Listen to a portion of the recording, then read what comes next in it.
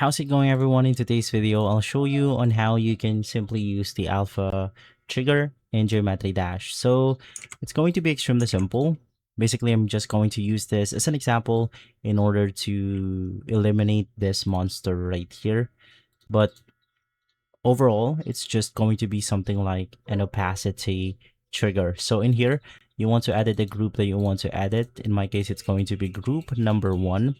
And then from there, let's place the alpha trigger, edit object. The ID that we're targeting is the ID number 1. I'm going to add some fade time and decrease the opacity to 0. Touch trigger, let's play our level. And now let's say that I want to eliminate the monster on my level. I'm going to click on the alpha trigger and then it will now disappear. And so that's how simple it is. But once again, I'm only going to use this as an example for something like the opacity trigger. And so guys, if this video has been helpful, leave a like, subscribe, and follow us for more videos like this. Thanks for watching.